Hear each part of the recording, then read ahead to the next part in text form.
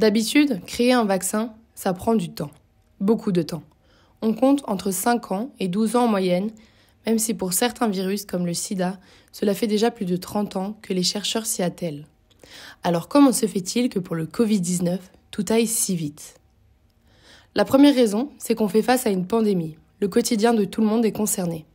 Les effets de la crise sur la santé, mais aussi sur l'économie et le bien-être humain sont énormes. Il y a donc un facteur d'urgence. La population mondiale demande à être protégée. Et qui dit enjeu mondial dit aussi argent et reconnaissance à celui qui trouvera le vaccin. La compétition pousse donc les industries pharmaceutiques à se dépêcher et à se dépasser. Ensuite, il y a des explications un petit peu plus techniques. Certaines étapes ont été facilitées pour une ou plusieurs raisons. Regardons ensemble, étape par étape, comment le processus de création du vaccin a été accéléré. Étape numéro 1, la fabrication du vaccin. Pour fabriquer un vaccin, la toute première étape, c'est de prendre des échantillons du virus. Il faut avoir le virus. Ça a été fait dès le début, dès les premiers cas en Chine. Les laboratoires du monde entier ont eu accès au virus et très vite. On prend ces échantillons et on en fait des cultures pour que le virus se multiplie. Sans entrer dans les détails, on trouve l'ADN de ce virus.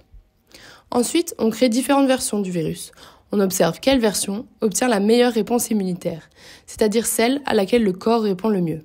Ce qui change ici, la plus grosse différence, c'est qu'on ne part pas de zéro. Des coronavirus, on en connaît déjà. En 2004, par exemple, l'Institut Pasteur avait synthétisé un vaccin contre le SARS-CoV-1. Il n'avait finalement pas été fabriqué puisque l'épidémie avait déjà pris fin. Étape numéro 2, le test du vaccin. Avant de tester le vaccin sur les humains, on le teste sur les animaux. C'est une étape obligatoire qui prend habituellement de 2 à 5 ans.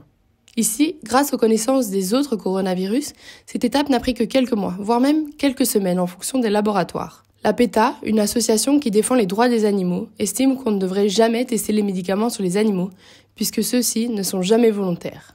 La PETA argumente donc que si les tests sur les animaux ont pu être écourtés pour le vaccin Covid, alors ils pourraient l'être pour tous les autres médicaments. Ils pourraient même être supprimés. Beaucoup d'experts pensent d'ailleurs qu'en plus d'être cruel, ce n'est pas indispensable. Ensuite, il y a 3 étapes de test sur les humains. On parle de phase. La phase 1 permet de vérifier que le vaccin est inoffensif, qu'il n'est pas toxique. C'est la tolérance qui est observée.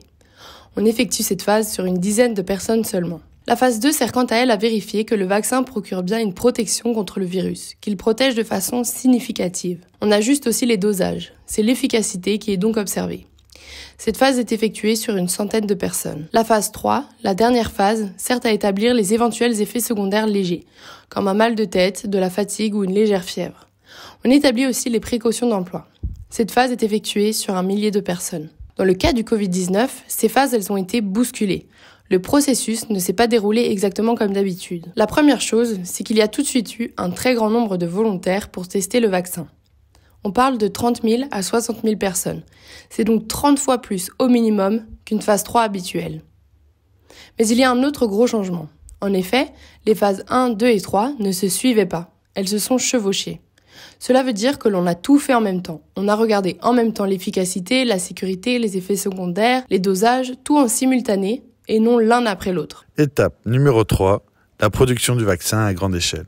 Quand tous les tests ont été effectués et qu'on estime que le vaccin est fin prêt, les industries pharmaceutiques préparent un dossier.